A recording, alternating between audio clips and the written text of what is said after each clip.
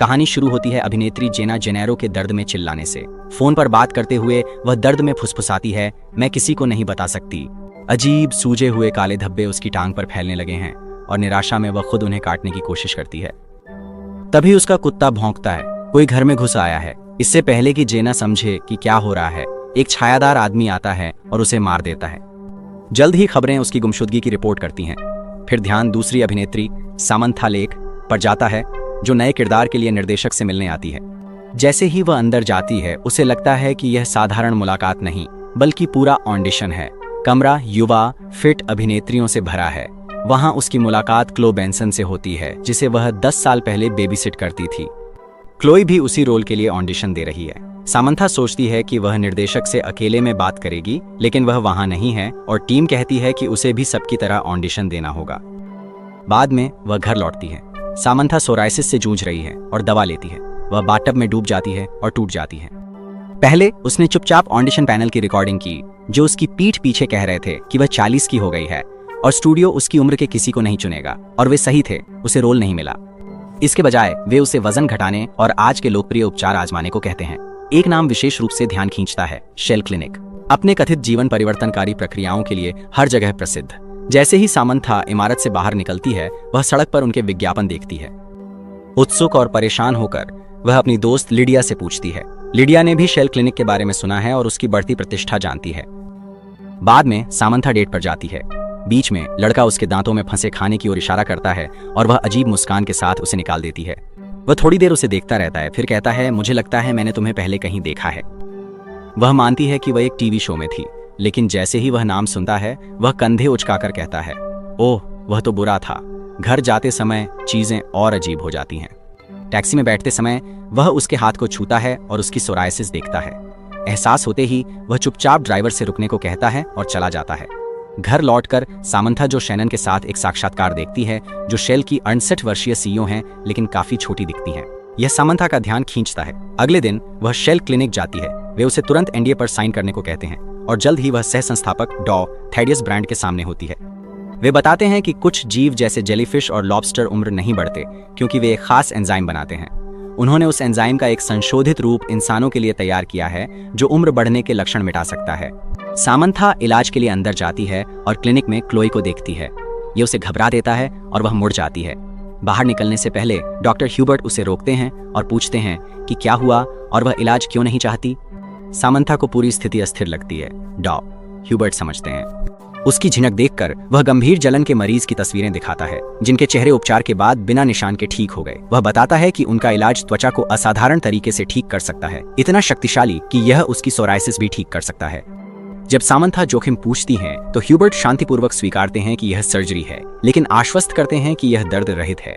वह बताते हैं कि अगर वह अगले 20 साल तक कार्यक्रम के प्रति समर्पित रहती है, तो वह आज जैसी ही दिखेंगी। सोच विचार के बाद सामंथा आखिरकार मान जाती है। कमरे के बाहर वह फिर से क्लो से मिलती है। क्लो उत्साहित होकर बताती है कि उसे पहले के ऑडिशन में भूमिका मिली है, लेकिन वह इसे ठुकरा रही है क्योंकि उसे यकीन है कि वह अगली कैटवुमन के रूप में चुनी जाएगी। सामंथा मानती है कि वह इलाज को लेकर घबराई है। उसकी घबराहट देखकर क्लो उसे आश्वस्त करती है। वह सामंथा के साथ बचपन की एक याद साझा करती है, जब सामंथा उसे तैराकी कक्षाओं में ले जाती थी और याद दिलाती है कि कैसे वह उसे डर से उबरने में मदद करती थी। वह याद सामंथा की चिंता कम कर देती है, जिससे वह आगे बढ़ती है। फिर सामंथा इलाज के लिए आगे बढ़ती है। टीम उसकी त्वचा पर लेजर प्रक्रियाओं की एक श्रृंखला शुरू करती है, जो उसके बदलाव की शुरुआत करती है। प्रक्रिया के बाद डॉक्टर ने सामंथा को बताया कि सब कुछ सही है। उसकी सोराइसिस ठीक हो गई है और वह घर जा सकती है। परिणाम से वह बेहद खुश हुई। उसका आत्मविश्वास तुरंत बढ़ जाता है। उसे जो शैनन की विशेष क्रिसमस पार्टी का निमंत्रण भी मिलता है। अपनी नई ऊर्जा के साथ वह जिम में और अधिक मेहनत करती है और अपने जीवन पर अधिक नियंत्रण महसूस करने लगती है। उस शाम वह कमरे के उस पार से पार्टी में जाती है। वह चुपचाप जो को देखती है, जो उसे देख लेती है और पास आती है, जो कहती है कि वह क्लिनिक में सामंथा से मिलने की उम्मीद कर रही थी और बताती है कि वह अपनी माँ के साथ सामंथा का पुराना शो देखती थी। वह देखती है कि सामंथा की उम्र नहीं बढ़ी है और कहती है कि उपचार से ऊंचाई थोड़ी बढ़ सकती है, जो सामंथा को नहीं बताया गया था। रात के खाने में जोई सामंथा पर असामान्य ध्यान देती है। जैसे ही सामंथा खाने का टुकड़ा लेती है, उसे कुछ अजीब लगता है। खाना जोई की झड़ी हुई त्वचा से बना है, जिसे प्रोटीन युक्त व्यंजन में बदला गया है।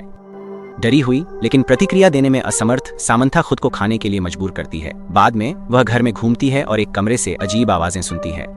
जब वह अंदर झांकती है तो जो वहां होती है और तुरंत सामंथा को देखती है। सामंथा बहाना बनाकर जाने की कोशिश करती है, लेकिन जो उसे जाने नहीं देती वह अपने इलाज के शुरुआती महीनों को याद करती है। इसे अपने जीवन के सबसे रोमांचक समयों में से एक बताती है और जोर देती है कि सामंथा को भी ऐसा ही महसूस होना चाहिए। सामंथा मानती है कि उसे अब भी लगता है जैसे उसके मोजे में छेद है या दांतों में खाना फंसा है। जोय कहती है कि उसे सामंथा में कोई कमी नहीं दिखती और उसे ज्यादा सोचने से रोकती है।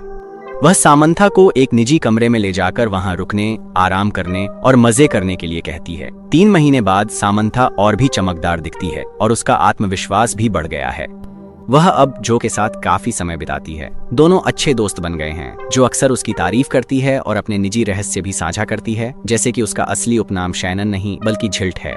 सामंथा मानती है कि वह भी असली नाम नहीं इस्तेमाल करती और वे इस पर हंसते हैं, लेकिन यह सहजता ज्यादा देर नहीं रहती। एक दिन लिडिया ने सामंथा की गर्दन पर छोटा काला उभार देखा। डॉ ह्यूबर्ट ने उसे हटाया और आश्वस्त किया कि यह गंभीर नहीं है। उन्होंने जांच का वादा किया, दवाइयां दी और जरूरत पर संपर्क के लिए अपना नंबर भी दिया। जब बाहर जाने के लिए निकलती है, सामंथा को ऐसा महसूस होता है कि कोई व्यक्ति उसका पीछा कर रहा है। जब वह घर पहुंचती है तो 2 पुलिस अधिकारी उसके दरवाजे पर आते हैं। वे क्लोई के बारे में पूछताछ करते हैं, जो लापता है। उन्होंने क्लोई के परिवार से बात की, जिन्होंने बताया कि क्लोई और सामंथा हाल ही में फिर से मिले थे। अधिकारियों ने सामंथा से तुरंत संपर्क करने को कहा। अगर क्लोई संपर्क करती है, सामंथा बाद में सब जोई को बताती है। जोई इसे अनदेखा करती है, कहती है कि अधिकारी असली पुलिसकर्मी नहीं हो सकते, शायद प्रतिस्पर्धी हैं, जो उसके ग्राहकों को डराने या उसके उपचारों की जानकारी लेने की कोशिश कर रहे हैं। सामंथा आश्वस्त नहीं है। वह जोई से कहती है कि कम से कम यह जांच ले कि क्लोई सुरक्षित है या नहीं, ताकि उसका मन शांत हो सके। जोई मान जाती है, लेकिन जैसे ही सामंथा शांत होती है, वह अचानक अपनी कलाई पर एक और काला धब्बा देखती है। नहाते समय सामंथा को और धब्बे दिखते हैं, जो अब उसकी पीठ पर फैल रहे हैं। जैसे ही वह बाहर निकलती है, उससे घर में कुछ टूटने की आवाज आती है। पहले से चिंतित वह जाकर देखती है, फर्श पर फैली शराब पाती है। यह उसकी बिल्लियां हैं, लेकिन डर खत्म नहीं होता। कुछ पल बाद उसका फोन बजता है। ये क्लॉय है, जो डरी लग रही है, जोर देकर कहती है कि उसके साथ कुछ गड़बड़ है और उसे कोई देख रहा है। अगली सुबह तक सामंथा की खुजली बर्दाश्त से बाहर हो गई है। काले धब्बे उसकी टांगों पर फैल चुके हैं। एक प्रदर्शन के दौरान वह अचानक बीमार हो जाती है और अपने सह अभिनेता और पास के पत्रकार पर गाढ़ा काला पदार्थ उलट देती है, जिससे अफरा तफरी मच जाती है। हिल चुकी वह वैनिटी रूम में जाती है, जहां जोए जल्दी ही उससे मिलती है। सामंथा धब्बे दिखाती है और जोए उसे शांतिपूर्वक आश्वस्त करती है कि वे इसे संभाल लेंगे। वह सामंथा को सेट से दूर ले जाकर अपने अपार्टमेंट ले जाती है। वहां सामंथा को पता चलता है कि डॉ ह्यूबर्ट को हटा दिया गया है। जब वह क्लो के बारे में पूछती है तो जोए बताती है कि क्लो पेरिस चली गई है। जैसे ही जोए बाहर जाती है, सामंथा बाथरूम से छुपकर पुलिस को कॉल करती है। जब वह लौटती है, जोई कॉल के बारे में पूछती है। सामंथा इनकार करती है, पर जोई फोन चेक करने पर जोर देती है। सामंथा मना करती है और कहती है कि वह अस्पताल जाना चाहती है। इसके बजाय वह पूछती है कि जोए उसे वहां रखने पर क्यों अड़ी है। जोए कहती है कि सामंथा को किसी भरोसेमंद की जरूरत है, लेकिन सामंथा अब किसी पर भरोसा नहीं करती। जोई निराश होकर कहती है कि सामंथा उसकी परवाह नहीं कर रही और उसकी हालत में बाहर जाने से जोई के ब्रांड और कंपनी के शेयर पर असर पड़ सकता है। अंततः सामंथा का धैर्य टूट जाता है। वह जो के चेहरे पर चाय फेंकती है और अपार्टमेंट से बाहर भागती है। बाहर उसकी दोस्त लिडिया मदद के लिए दौड़ती है और दोनों मिलकर जो के ड्राइवर से बचने की कोशिश करती हैं।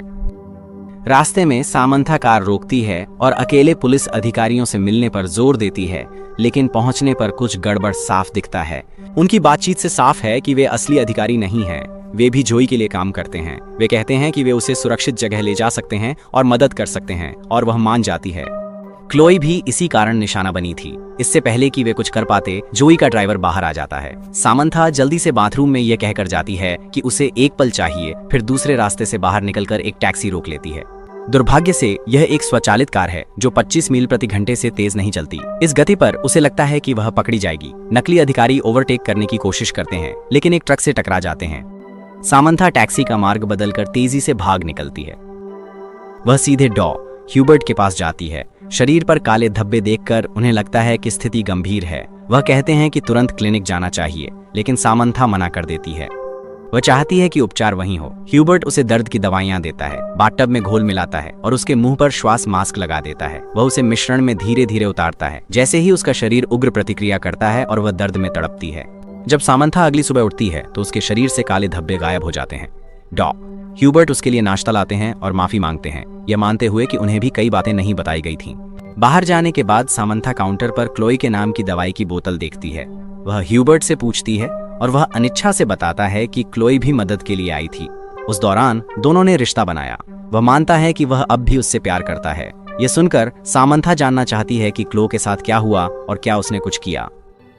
क्लोई को पास में महसूस कर सामंथा उसे पुकारती है। ह्यूबर्ट रोकने की कोशिश करता है, लेकिन वह घबराकर जेब से चाकू निकालकर वार कर देती है। अंततः वह क्लोई को एक कमरे में बंद पाती है और अपनी डरी हुई सामंथा की झलक देखती है। जब वह मुड़ती है तो ह्यूबर्ट को मृत पाती है, जिसे किसी और ने मारा है। भागने से पहले उसे पकड़कर ले जाया जाता है। सामंथा को होश आने पर वह खुद को शेल कंपनी के वकील और सह संस्थापक डॉ थैडियस ब्रांड के सामने पाती है। वे उसे बताते हैं कि क्लोई जीवित है और उसका इलाज हो रहा है। वे याद दिलाते हैं कि ये साइड इफेक्ट्स एनडीए में थे जिस पर उसने हस्ताक्षर किए थे। लेकिन सामंथा अब एनडीए की परवाह नहीं करती। वह कहती है कि वह बाहर जाकर उनके हर काम का पर्दाफाश करेगी। तभी जो अंदर आती है वह सामंथा से शांत स्वर में कहती है कि जो सही लगे वही करे, लेकिन परिणामों की चेतावनी देती है। उसका करियर खत्म हो सकता है और सोराइसिस लौट सकती है। कंपनी फिर एक प्रस्ताव देती है, शेयरों का बड़ा हिस्सा और मुफ्त जीवन भर इलाज, बशर्ते वह चुप रहे। जोए उसे यह प्रस्ताव मानने के लिए कहती है, ये कहते हुए कि यह उसके पास एक शक्तिशाली महिला बनने और अपनी पूरी क्षमता तक पहुंचने का मौका है। लेकिन सामंथा विरोध करती है। वह सवाल करती है कि उसे सबसे पहले इतना परफेक्ट दिखने की चिंता क्यों करनी चाहिए। वह समझती है कि जो जैसे लोग अपने व्यवसाय को जीवित रखने के लिए यह दबाव बनाते हैं। जोई को उसके असली नाम जोई जिल्ट से बुलाते हुए सामंथा प्रस्ताव को ठुकरा देती है। इसके जवाब में जोई च्लोए को अंदर लाती है। डॉ ब्रांड समझाते हैं कि च्लोए के मामले में परिवर्तित लॉबस्टर एंजाइम ने उसकी मानव कोशिकाओं को पूरी तरह से अपने कब्जे में ले लिया है। क्लोए अब पूरी तरह से एक डरावने लॉबस्टर जैसे जीव में बदल गई है और उनका कहना है कि उसके लिए क्लिनिक में रहना ही सुरक्षित है। क्लोई सामंथा को देखती है और हालांकि जोई को यकीन है कि कांच का घेरा उसे रोक लेगा, क्लोई उसे तोड़कर बाहर निकल जाती है। वह फौरन डॉ ब्रांड और लॉर्ड को मार देती है। वकील सामंथा मौका पाकर भागती है, जो उसका पीछा करती है। रास्ते में सामंथा लिडिया को एक कमरे में बंद देखती है और उसे आजाद कर देती है, लेकिन भागने से पहले जोए का ड्राइवर वहां आ जाता है। उसी समय क्लो हमला कर उसे मार डालती है। सामंथा और लिडिया तेजी से इमारत के अंदर दौड़ती हैं, जबकि जोए उनके पीछे इलेक्ट्रिक टेसर लेकर खोज में निकलती है। जब जो पीछा करती है तो वह घमंड करती है कि उसी ने सामंथा को उनकी हाल की फिल्म में काम दिलाया था, यह कहते हुए कि कोई और उसे काम पर नहीं रखता।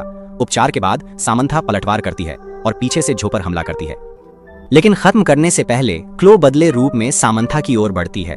घबराकर जो कांच के उपचार कक्ष में छिप जाती है, उम्मीद करती है कि यह उसे बचा ले।